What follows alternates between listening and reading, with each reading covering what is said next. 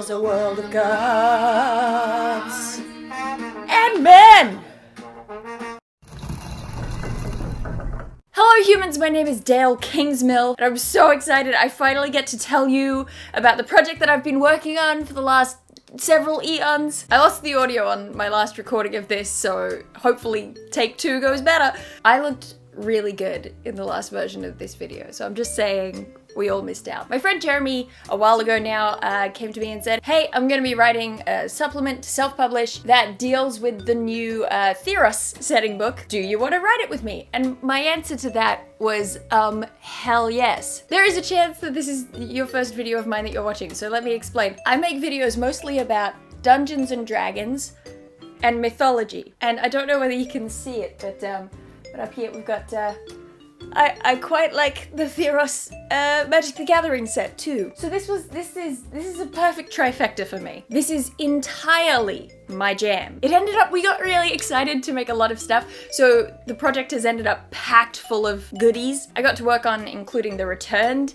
as something that you can play as, because to me the Returned are possibly the very coolest thing about Theros as a setting. So I've made the Returned a playable background. I just thought it would be a nice little way to get your, you know, if you've got some edgelord players, this is a nice safe sandpit to put them in where they can have some controlled amnesia. So I got to work on that. I got to work on a bunch of magic items inspired by Greek mythology. That was super fun. If you're a bit of a classical myth nerd, I think you'll find a lot of little references in there. Although keep in mind, I did a spear for Achilles instead of armor. I know the armor of Achilles was like the big thing, but I like spears and I think they've been done dirty by 5e.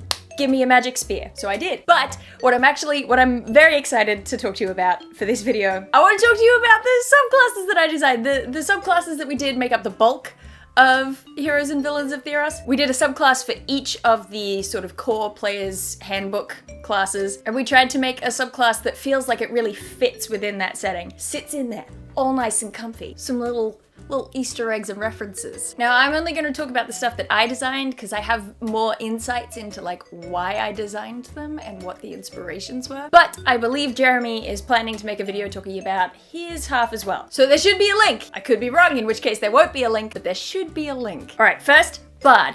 College of Tragedy. When we first started talking about what the subclasses might look like, I looked at the Bard and I said, we can't ignore Orpheus. Orpheus is like the quintessential Bard of Greek mythology. So I definitely knew that I wanted to play with that idea of like bringing characters back from the brink of death. Look, we all know that that's not how that worked out for Orpheus, but you know, let's sprinkle a little happiness in there, I say, while talking about something called the College of Tragedy. Speaking of which, that's the other thing that I ended up being inspired by.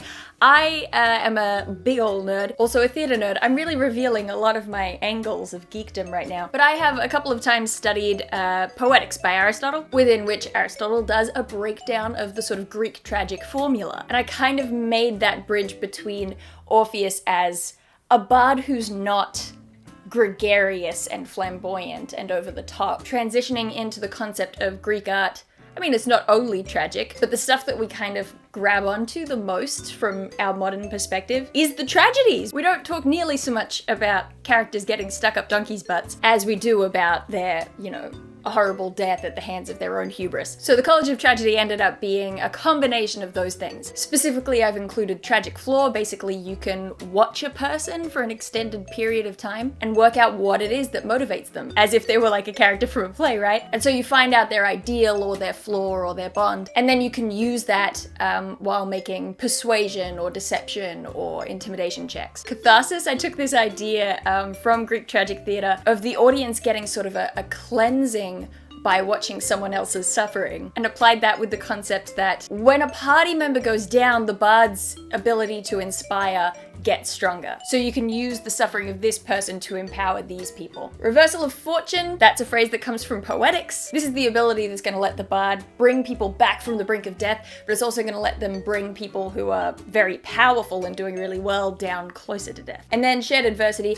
the stuff that people hear from this bard, they can kind of pass on to others. So you can sort of relay your inspiration. The bard inspires someone, but then they see someone else who needs it more than them, and they pass it on. I sort of wanted it to be like the positives of tragedy, in the act of, you know, almost community and coming together surrounding tragedy. For the Cleric, I went for a journey domain. So as far as inspiration, I was kind of looking at the later edition major gods who are sort of grab bags of domains. So Hermes and Apollo, you look at their domains compared to the others, and they just have such a mishmash of stuff thrown together. Hermes was god of anyone who uses the roads. That's kind of why Hermes and Apollo both share some medicine aspects. It's because a lot of doctors would travel, so they were using the roads, so you kind of get these stories where Apollo and Hermes kind of bro up. So yes, the journey domain, a lot of the spells here focus on making journeying easier, or safer, maybe more than easier. So I shied away from things like teleportation spells because that felt like you're skipping the journey. Why would a god of people who use the roads, why would a god of journeys want you to skip the journeying part?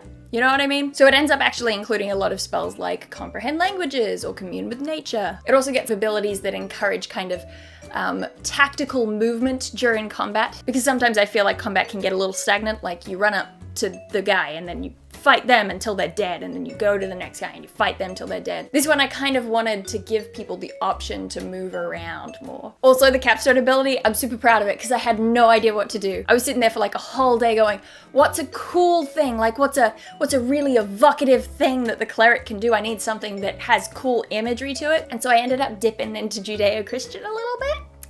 With the concept of the parting of the Red Sea. So this subclass's sort of final ability is Blessed Crossing, where basically the elements themselves will help you in your passage. So a sea might part in front of you to let you through, or you might open up a tunnel through a mountain. Or I don't know how many of you have played Banner Saga? Spoilers.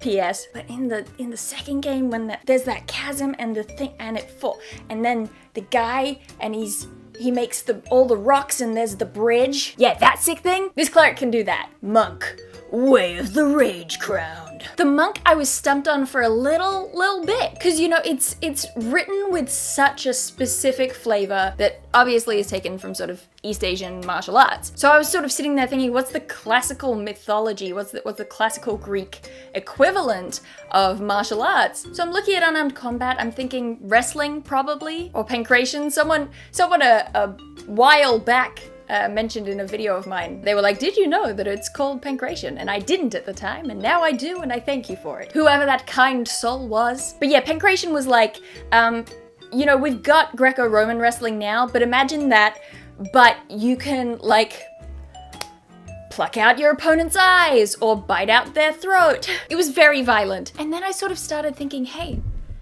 guys, remember that time that Heracles went crazy and he murdered his whole family? I think there might be something in that. I got thinking about, because again, Theros, it's one of my great loves. I got thinking about Mogis, who within the Theros setting is the god of slaughter. He kind of is, you have to be careful when you're in battle, because if you get too passionate, too into it, then Mogis can come in and take over your mind, and you become beholden to slaughter, and you lose the honorable aspect of warfare. So I thought, hey, monks don't have to be Zen. So this whole subclass is about really improving what you can do with grappling, and kind of making it so that the monk just like moves from person to person on the battlefield, destroying them and leaving them there. So like at 17th level, you get Surrender to Slaughter. Isn't that just such a great name? I did not come up with it. If you successfully deal 10 or more damage during an opportunity attack, you don't use up your reaction for that opportunity attack, so you can just keep going. 11th level, Merciless Advance. If you drop a creature to 0 hit points, you get to move and attack again. So if you're hitting like a bunch of minions or something, you basically just end up with this chain reaction of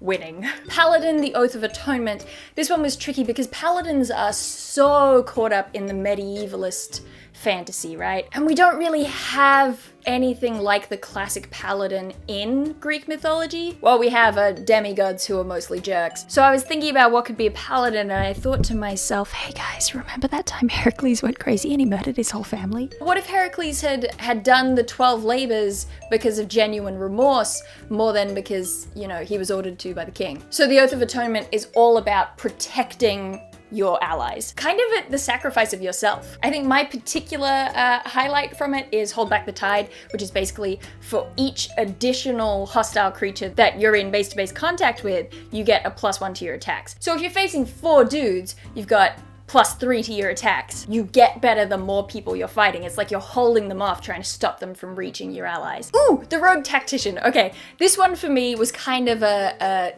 sleeper hit for myself.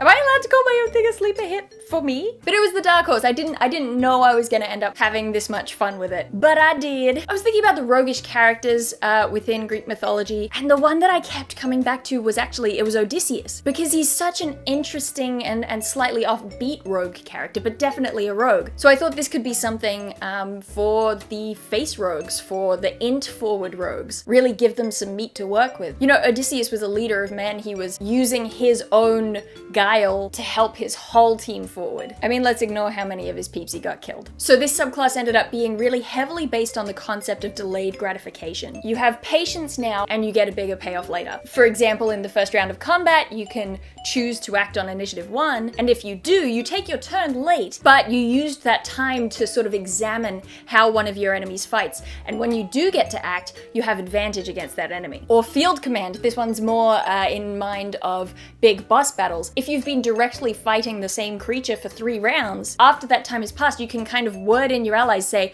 hey, this is a weakness they have, and all your allies get to add an extra d6 to one of their damage rolls during the next round. It's almost like you have sneak attack all the time because you know what to look for, but in this particular moment, you give all of your team insight into what to look for, so they kind of get like almost a sneak attack of their own. And Warlock, the Forgotten God. Oh shoot, I have to go pick up my friend from the train station. I will be back. I got him! I got the boy! Hello! It's good to see you all. This is Daniel. You might remember him from such programs as Wolfgang. Wolfgang, yes. Hello, Nixon, your friendly Nixon? Well, people hated Nixon. Some. Well, that's fair. Thank you, Daniel. Now, what was I actually talking about? Oh yeah, the Warlock. So the Warlock, I wanted to be inspired by specifically, I'm sorry that you just have to sit there and be bored by me. Specifically, I really wanted to get in there somewhere the sort of dark sorceresses of Greek mythology. So your Circes, your Medeas, little flavor of Calypso, the Lotus Eaters maybe. So it was a lot of kind of transforming and bewitching men. It's wild that it's like messy, but like yeah, exactly. But it's mostly because I have to like kick things out of the way at various times. So they end up in piles. That's amazing. Plus you've got the stuff, I was working over there, so you've got the stuff that was within reach. This is stuff that was once on the bed that ended up on the floor. This is clothes that never made it to the cupboard.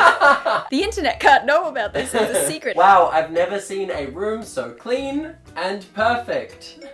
There is a bit. This is gonna get hyper nerdy. I apologize.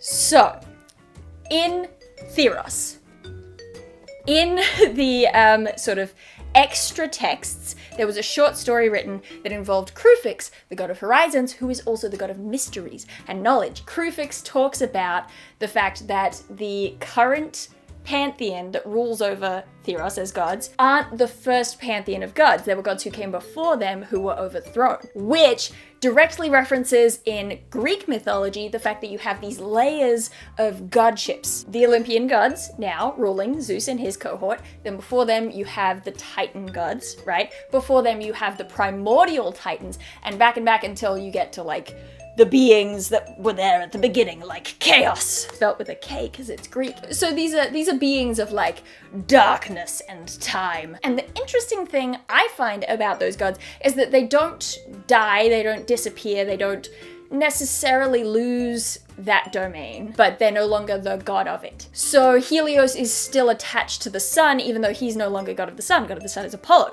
right? You see what I'm talking about? Gaia, you know, she's no longer like part of the ruling pantheon, but that doesn't mean that she's any less the earth. So I'm thinking, who's gonna be a cool patron to get into that dark old magic vibe for this particular subclass? It's gonna be one of these forgotten gods, one of these gods who's been kicked out of the pantheon and is kind of just still hanging around in the wings. So there's a lot of transforming people into animals, things like that. I added a Pact boon that people can choose, which is Pact of the Cauldron. So many of these sorceresses were associated with being able to brew potions. Like Medea and Circe, that's like what they did. And that kind of had these connotations of some unnatural magic to it. So I really wanted to include that. It doesn't have to be attached to this Warlock. You can have Pact of the Cauldron with a different Warlock subclass. But I thought it would be fun, so you can use it to cast a couple of ritual spells like Identify or Divination. But specifically, you can use it to brew potions. And there's an Eldritch Invocation that bolsters that, and you can kind of pick from a bunch of different spell effects that you can brew potions of. So I think that that's fun, but my favorite thing that I did for the Forgotten God Warlock was the Blood Tide. I was like, how do you make something feel like dark magic, like old and ritualistic and kind of like mysteries in the sense of like the Greek mysteries, that they're like cults of worship full of secrets, hence the word mystery. What could be a secret ritual?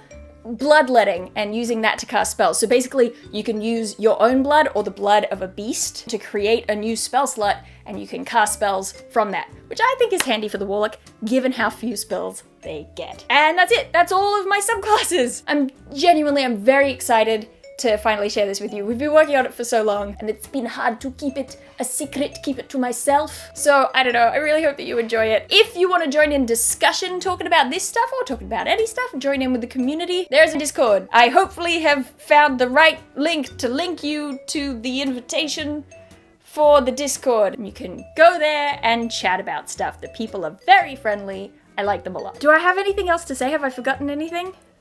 How cool I am. Yeah, it's how cool Daniel is. I don't know, there's gonna be a link to Jeremy's video, link to the Discord, link to Heroes and Villains of Theros.